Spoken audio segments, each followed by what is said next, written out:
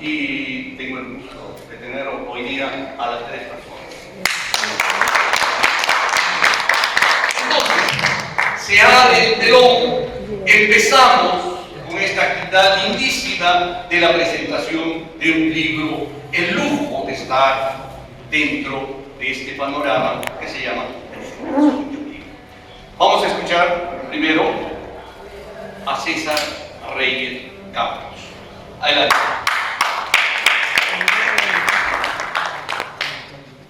Homero Rivera lo veo después de muchos años. Él fue mi profesor de mimo en nuestra alma mater, el Instituto Nacional Superior de Arte Dramático. Tiempos aquellos que recordamos a muchos grandes profesores.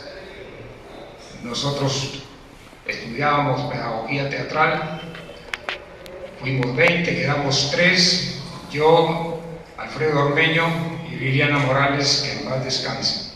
Universidad, que a veces planteamos trabajar mimo a los alumnos y salen trabajos excelentes, pero cuando les decimos que hagan la traducción de ese trabajo y agreguen la palabra, un poco que se derrumba la dramaturgia y la acción del trabajo. Sara, Homero, Jaime, Castro y Aurora, Alejandro, Víctor y Homero fundaron lo que recuerdo ahora como el Teatro Homero de Grillos. En el INSAL, mi alma mater, estudié pedagogía y Homero tuvo el encargo de enseñarnos mimografía. Solo 3 conservamos el empeño de terminar la carrera: Liliana, César y Ormeño, y hoy solo 2 en esta ruta pasajera. Y estamos aquí saludando al maestro que años ha dejado la patria esgrimiendo su pluma, gran idea, y que para nuestro contento leeremos su Odisea. Y esta Odisea es la segunda, después de Homero, el gran griego. El mimo, voz del políglota silencio, el gesto hecho hombre en la sagrada timele de los dioses, la palabra suspendida en su función mientras los cuerpos flotan en las 6 libertades del espacio. La risa y el llanto son flores para la compartida ocasión, en la divina senectud del tiempo, en cuya cuna una noche atávica entre aquelarres y ritos se gestó el arte de los espacios invisibles, y en la gracia insomne de los misteriosos caminantes se saludó con un brindis dionisiaco el teatro sin palabras.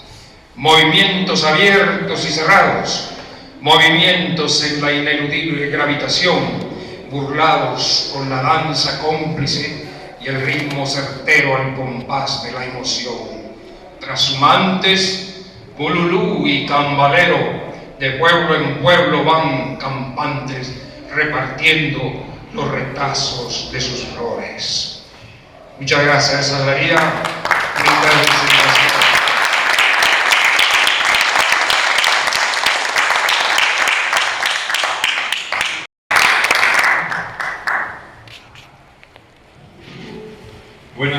Buenas noches.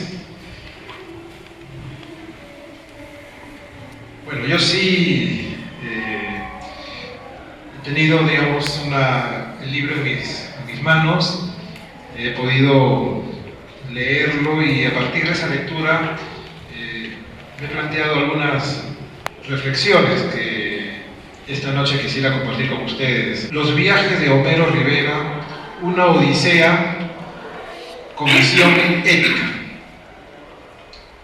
La primera impresión que quisiera destacar del libro que hoy presentamos es que el autor nos lleva de la mano por la senda de los autores clásicos.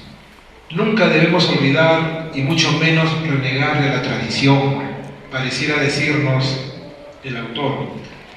es mejor avanzar siguiendo las grandes influencias para luego soltarnos y poder ir solos. Esta identificación tiene asidero con dos libros fundamentales, La Odisea y El Quijote de la Mancha. Con el primero, Homero Rivera, el autor del libro, tiene una imantación con ese espíritu aventurero, ese aspecto épico y fabulador de ese gran relato ultramarino como es la Odisea. Incluso su nombre repite al del famoso Rapsoda griego. Él se llama Homero. También el Homero griego.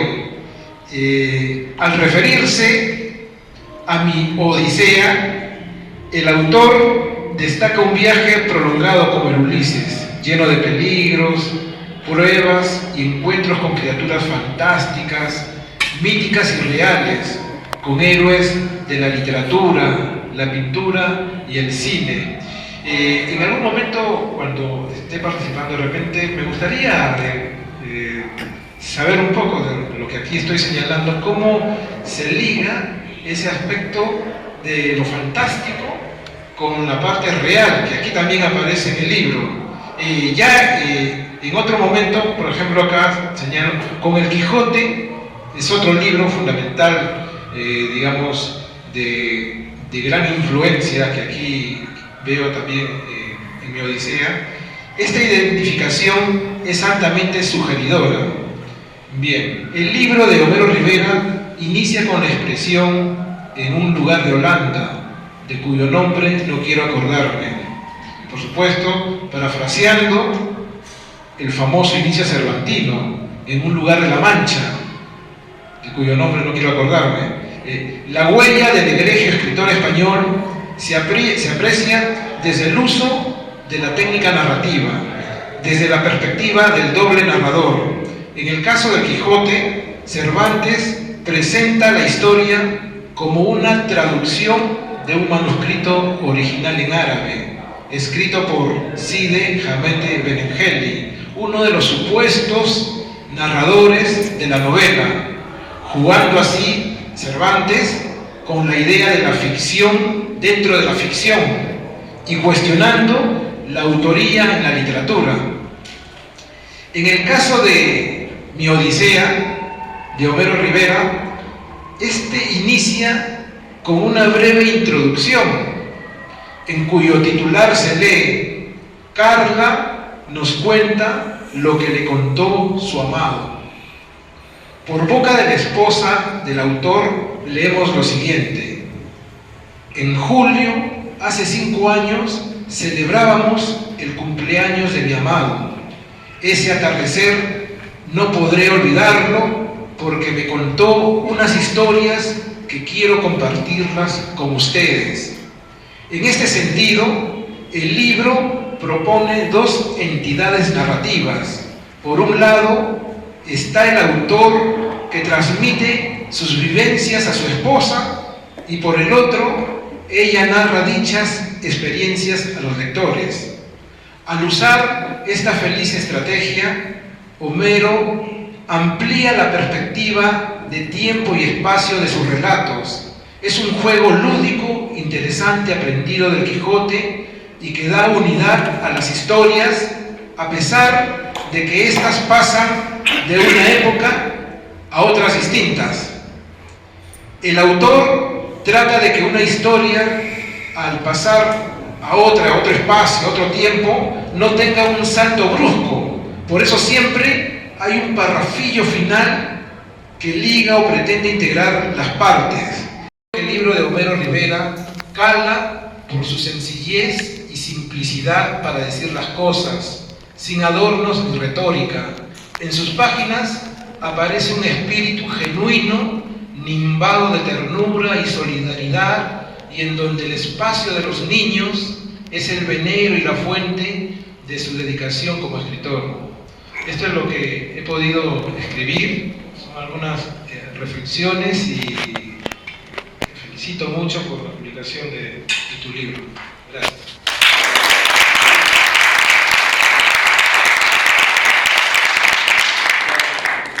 teatro, está pues la pintura, está la poesía, está la música, pero a la larga vamos desentrañando eso. Estoy muy agradecido que hayan venido a escuchar de qué trata mi librito, mi Odisea. Y también estoy muy agradecido por los que han participado, tanto hablando, tocando, cantando. Realmente me siento muy emocionado. Sí, me da mucha alegría. Bueno, no sé qué más les puedo decir. Si quieren, pregúntenme algo y yo les contesto. No se me ocurre qué les puedo decir.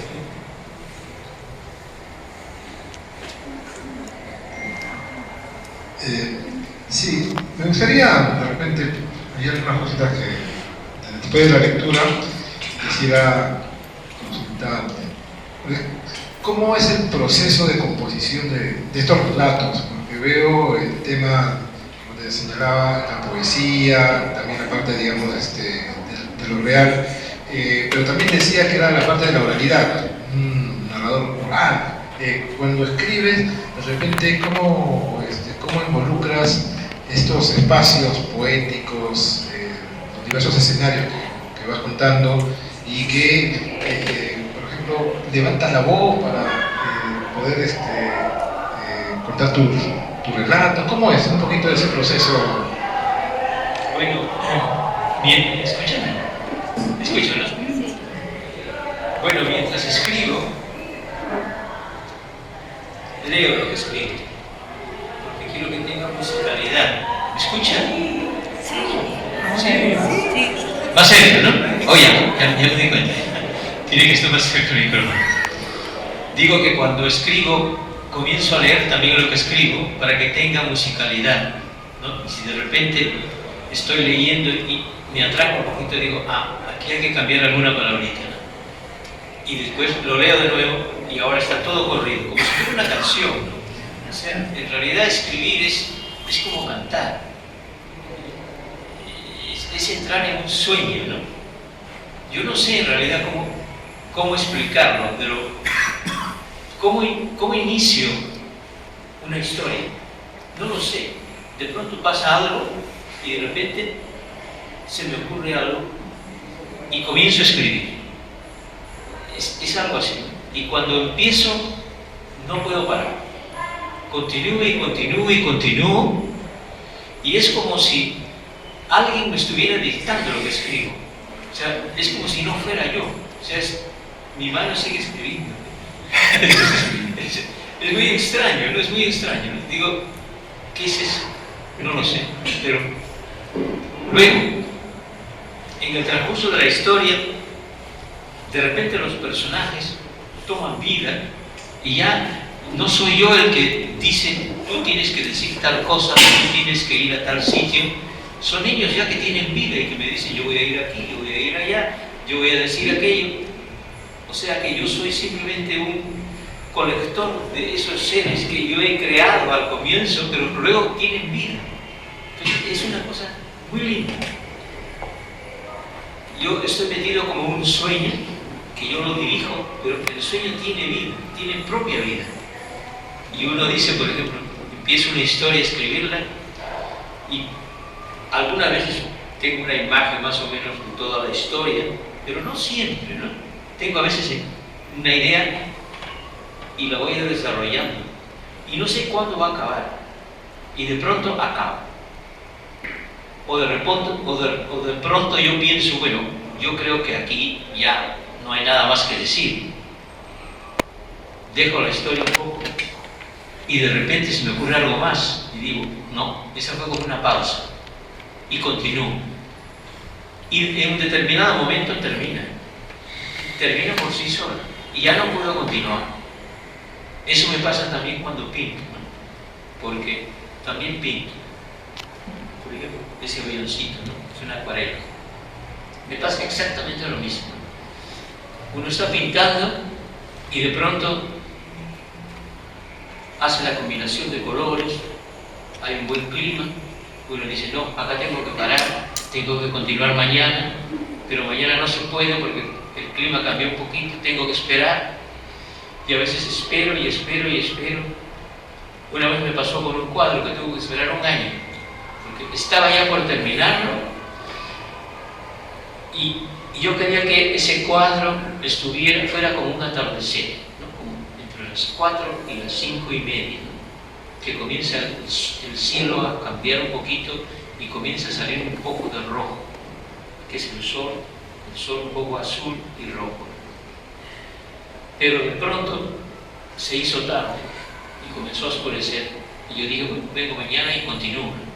Bueno, al día siguiente cambió todo el clima, comenzó a llover, hizo viento, al otro día igual, al otro día igual, y comenzó el invierno, y el cuadro no lo podía terminar, tuve que esperar un año para poder terminar. Entonces, con las historias, cuando las escribo, a veces pasa eso, ¿no? Que de pronto uno se queda por allí y como que no sabe cómo continuar. Lo deja, como se dice, lo deja en el cajón, que duerma un poquito, y de pronto uno está soñando, me pongo a dormir y comienzo a soñar, y como si estuviera despierto, me viene la historia otra vez y de repente continúa. Entonces yo digo, ya sé cómo debo continuar. Entonces al día siguiente, antes de que me olvide lo que había soñado, comienzo a continuar y escribo, ¿no? Entonces, hay diferentes maneras, no siempre es una fórmula, o sea, no todos los cuentos los escribo así. Yo a veces, cuando ya tengo varias historias y de repente las leo, algunas yo sé exactamente cómo empezar, cómo se me ocurrió y cómo continué. Pero de pronto digo, ya no me acuerdo exactamente cómo se me ocurrió escribir esa historia. Hago un esfuerzo y no me acuerdo, ya no me preocupo. Pero otras historias sí. Desde el comienzo digo, sí, yo vi tal cosa y dije, qué bonito, esto yo lo haría así, así, y comencé a escribir. Pero de repente es otra historia, eso es de los Patagones, no se me ocurre cómo se me... No recuerdo qué vi o leí o algo. Digo, ¿por qué se me ocurrió escribir algo sobre los dragones? No lo sé. A lo mejor eso es lo que llama la inspiración. De repente viene, ¡pam! Le tiran un caramelo. Uno lo coge, otro no lo coge, pero si lo coge y lo prueba, dice, está rico, sí. Y de repente se le ocurre y comienza a escribir una historia. Porque ese caramelo o ese chocolate me dio esa inspiración, me endulcé, estaba un poco dormido, eso me despertó, tengo más energía y continúo la historia, o la empiezo, ¿no? Entonces, es todo muy increíble, pero lo más lindo es que en el proceso de la creación, cuando estoy escribiendo, tengo un placer muy grande, es como si estuviera comiendo el manjar más delicioso, así sea una historia triste la que estoy escribiendo, ¿no? Porque les voy a contar, por ejemplo, realmente no era un cuento, ¿no? Un poema que escribí en el otro libro, en el primer libro de poemas de amor y libertad. Estaba yo en Utrecht, donde vivo, en Holanda, y de repente sale la noticia, creo que Lourdes me llamó mi hermana, y me dice que había habido un tsunami en Ica, en Pisco. Y yo digo, Pisco, pero yo tengo una amiga que vive en Holanda que es de Pisco. La comienzo a llamar, no contestaba. Y estuve casi todo el día llamando al Perú, de todo el mundo, la gente llamaba, entonces no me podía comunicar. Yo estaba en un restaurante y comencé a escribir. Y me comencé a imaginar una historia. Lo empecé a escribir como a las 10 de la mañana. Cuando yo dije, me comencé a imaginar cómo había sido eso. Y luego al final salió una historia, bueno, muy linda, ¿no? Porque se me ocurrió, y fue real además, ¿no? Porque en la plaza de, creo que fue en Pisco, que toda la iglesia se derrumbó. Había un matrimonio a las 7, 8 de la noche, estaba lleno, y se derrumbó y murieron todos, ¿no? Y entonces se me ocurrió, ¿cómo podía haber sido eso, no? Se me ocurrió que de repente una mamá que estaba con su niñita, los hago que abran, en el momento de que comienzan a caer las cosas, todo. Y luego al final todo está destruido y la única que sobrevive es esa niña. Y luego cuento lo que pasa afuera, las sirenas, la policía, cuando ya se calma todo y están ruinas, pero la niña está ahí metida entre las ruinas y comienza a llamar a su mamá, no la encuentra, ¿no? Y luego la salva. Entonces, al final, es un final feliz, ¿no? Claro, han muerto muchísima gente, pero hay una niña, se quedó sin mamá, pero se salvó. Y yo estuve escribiendo desde las 10 como hasta las 5 o 6. Ahí me quedé en el café, seguía escribiendo, y llamaba de vez en cuando, llamaba a ver si me contaban algo que había pasado, si había comunicación. Yo quería saber. La inspiración fue que yo tenía una amiga que era de Pisco, y yo pensé, a lo mejor podría ser que ella venía al Perú a visitar a su familia y esté en Pisco. Al final, al otro día, cuando ya lo terminé de escribir y todo, me comuniqué con ella. Resulta que estaba ahí donde vivía, en Holanda, pero me dicen, no, yo no fui, pero mi familia, un hermano y un primo, bueno, a uno se le cayó casi la mitad de la casa y al otro, bueno, no le pasó nada, pero no hubieron daños personales en mi familia, ¿no? Entonces yo me quedé, yo le dije, mira, te voy a enviar lo que yo escribo. Y entonces a veces así ocurre, ¿no? Cosas que pasan, que pueden ser muy tristes y que lo inspiran a uno para escribir, y al final sale una historia pues que termina con un final feliz, aunque sea una historia tristísima, ¿no? Porque además yo hablo de los dioses y les digo a los dioses, ¿por qué han hecho eso? ¿Por qué nos han abandonado? Y hago que estén en el cielo y que están reclamando, ¿no? ¿Por qué nos has mandado esto? ¿Por qué nos has destruido, ¿no? Entonces, escribir pues es una cosa pues muy linda, ¿no? Aunque uno cuente una historia muy triste, otra vez es una cosa histórica, de que leí algo y de repente escribo, o de repente escuché algo y también se me ocurre y comienzo a escribir así automáticamente y no puedo parar. Es como que de repente me ha pasado algo, por decir que un familiar muy cercano tuvo un accidente, ¿no? Entonces quiero llamar a mi tía y contarle, mira, ha pasado tal cosa, para que lo sepa, ¿no? O contarle a otro, ¿no? Yo estuve ahí, mira, y no pude hacer nada. Esa persona tiene la necesidad de contar eso. Igual, cuando yo escribo, empiezo a escribir, tengo la necesidad de contar algo. Y no puedo dormir, ni comer, ni hacer nada, sino empezar a escribir. Es una necesidad, tanto así sea un poema, como si sea un cuento. Y no puedo parar.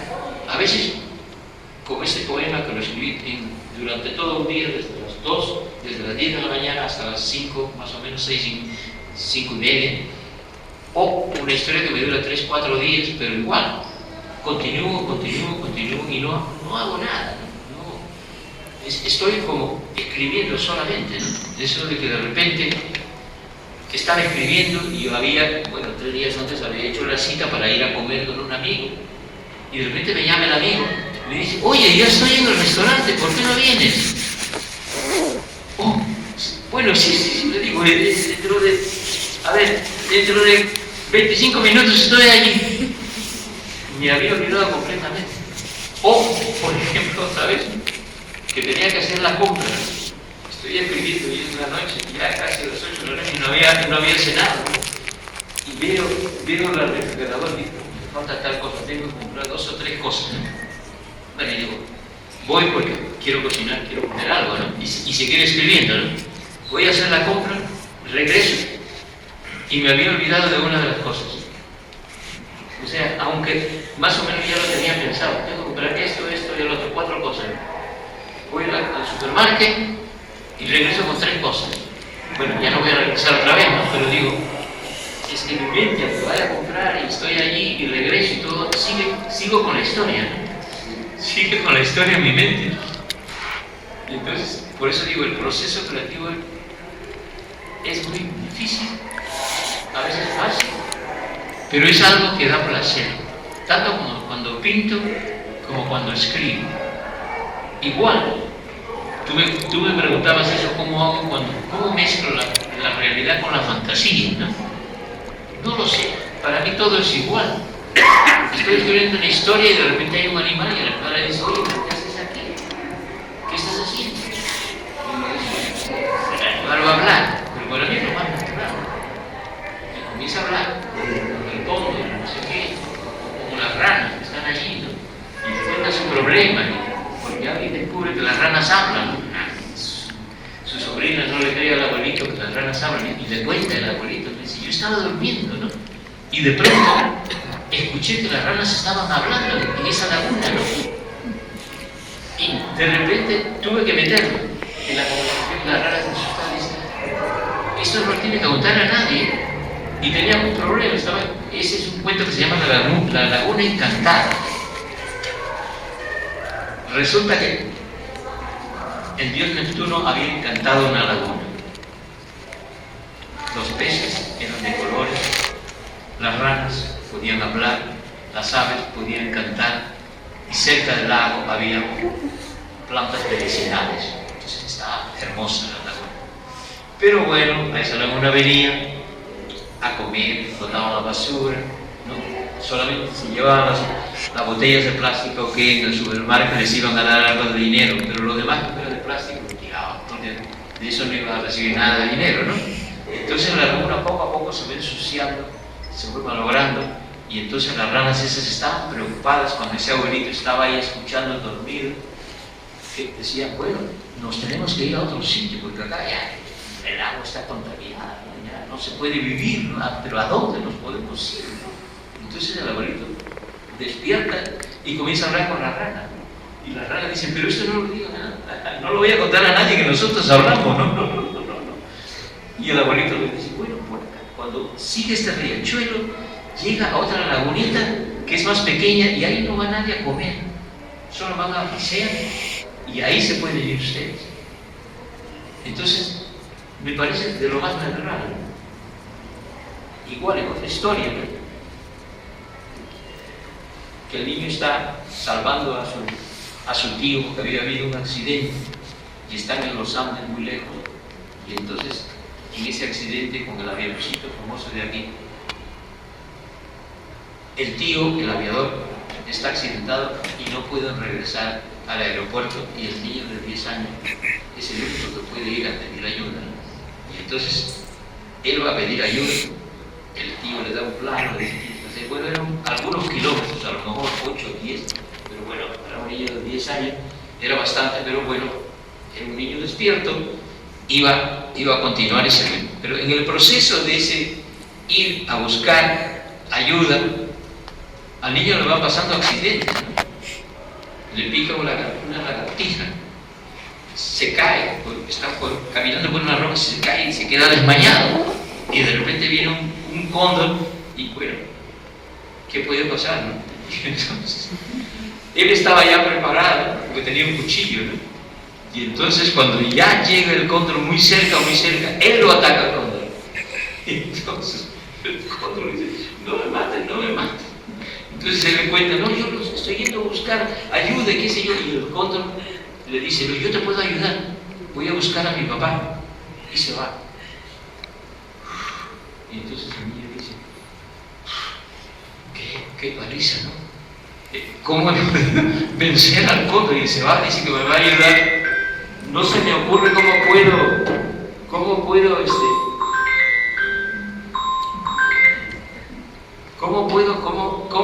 ayudar ese cóndor. Y llega el cóndor y lo ayuda, ¿no? El papá cóndor le dice, bueno, te agradezco que no has matado a mi hijo, y yo te voy a ayudar. Yo sé que, porque estoy volando, sé que está viniendo ya un grupo de salvamento y todo lo demás. Dice, yo te voy a llevar volando.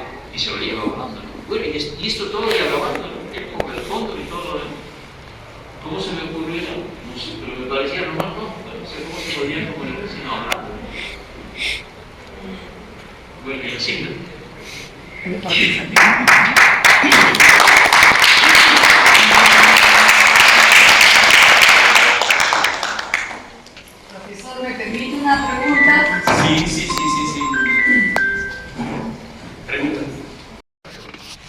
El proceso creativo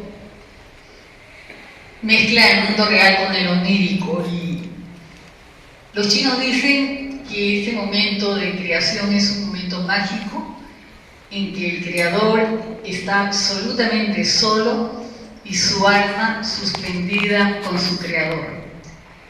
Pero esta necesidad, esta vocación, este gusto por escribir, la pregunta es esta: ¿desde cuándo, profesor, se manifiesta en usted un momento, un descubrimiento? ¿Lo tiene desde que era pequeño? ¿Cómo es que descubre? Porque siempre he pensado que ese momento, ¿o ha sido de siempre? ¿Cómo ha sido en usted, profesor? Yo creo que empecé a escribir cuando empecé a estudiar teatro, ¿no? Bueno, de niños uno tiene imaginación, se inventa cosas, pero yo no escribía de niño, ¿no?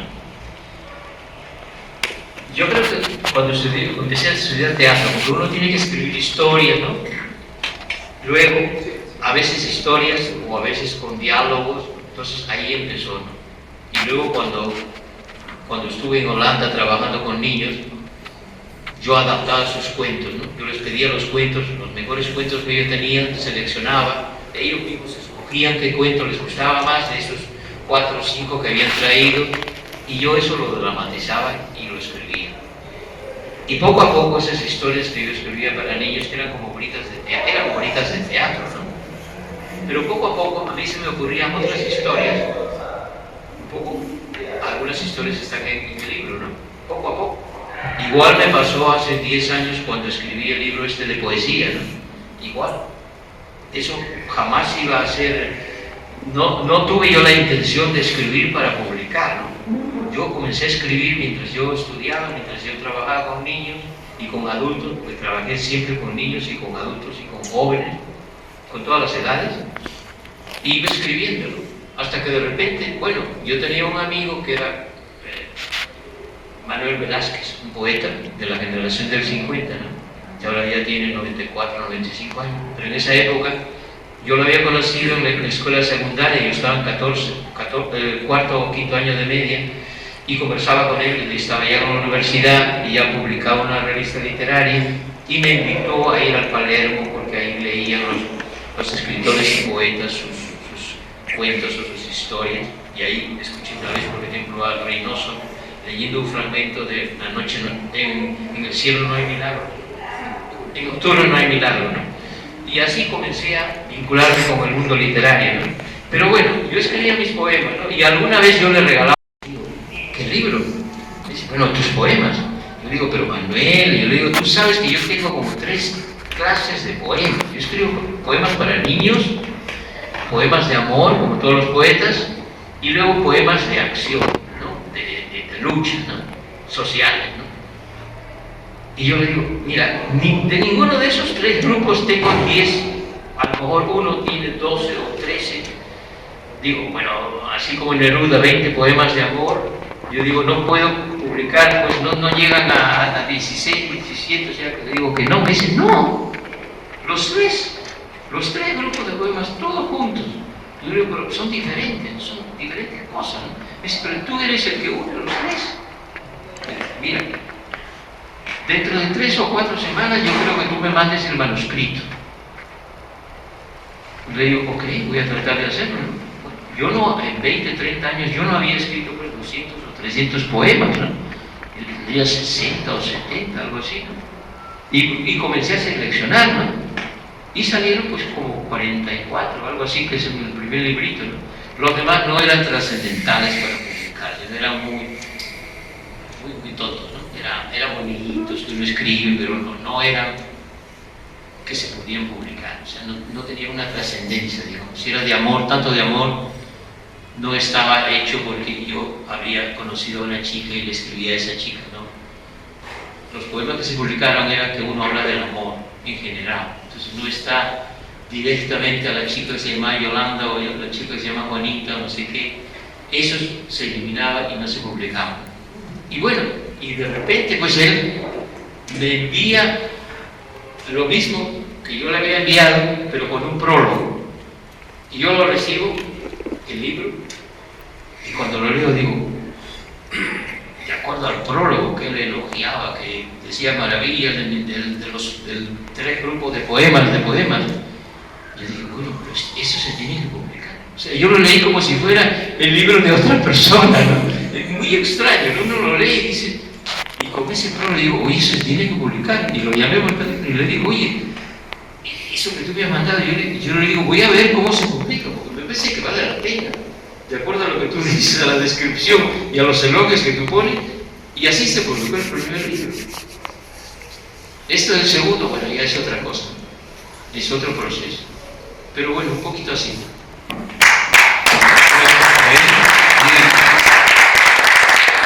No hay más preguntas, entonces vamos finalizando. Hay una pregunta por allá, por favor. Miguel, seguro. Profesor Homero, buenas noches. Usted fue el fundador y primer director de teatro de la Universidad de Lima. Sí. Fui uno de sus alumnos, que aquí algunos estamos presentes. ¿No se le ha ocurrido a usted en aquella época escribir algo sobre teatro?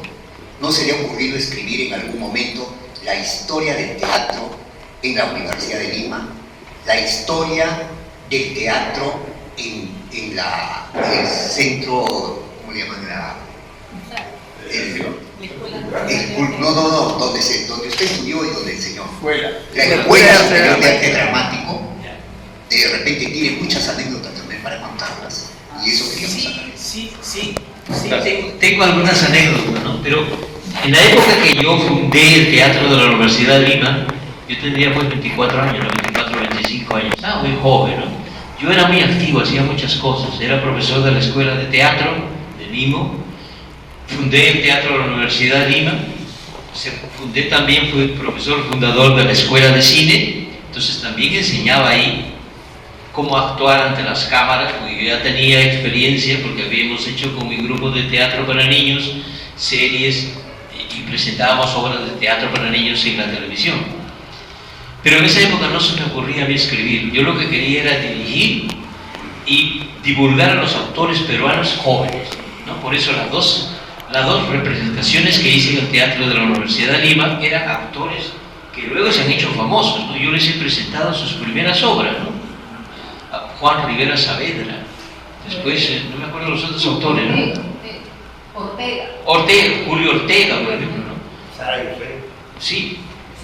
Habían escrito sus primeras obras, entonces yo me encargaba de difundirlas y Zavala también. Víctor Zavala también, ¿no? Entonces en esa época yo no se me ocurría escribir, estaba ocupado más en dirigir y difundir estos autores que escribían tan bien, ¿no? Entonces, yo no estaba en mí escribir en esa época, ha sido después, bueno, cuando estaba en la obra, estudiando teatro, pero eran cosas para hacer, para actuar, o sea, no eran para publicar, ¿no?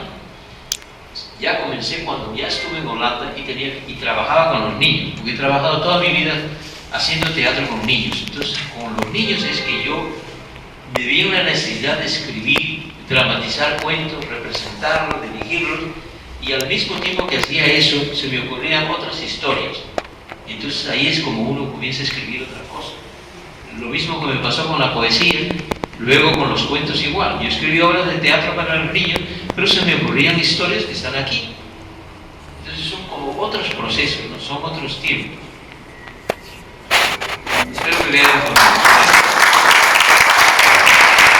Preguntas, ahora sí. Vamos cerrando. Yo pienso que a nombre de Homero, a nombre de la producción, quisiera hacer una crítica importante.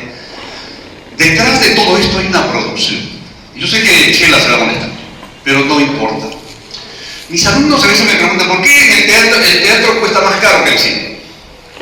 Por la producción.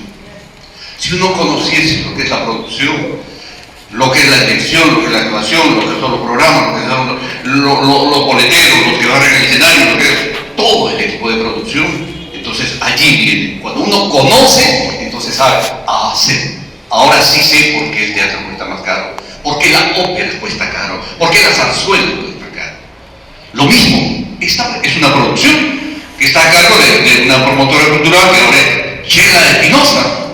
Detrás de esto hay mucho trabajo.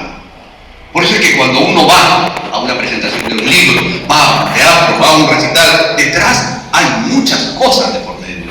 La sala, el ambiente, lo que va a haber, lo que viene, los invitados, las copas, los vinos, etc. Hablando de vino, sí, quisiera que esta noche... Bueno, primero un aplauso para Chela, la producción de esta presentación.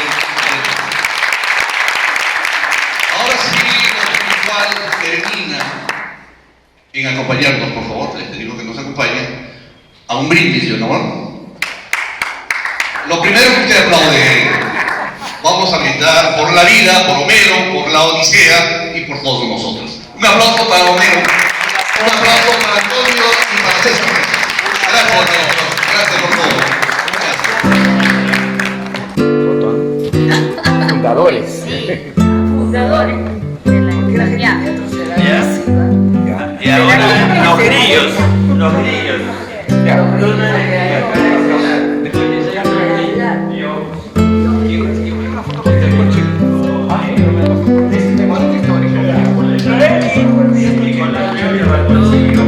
Gracias.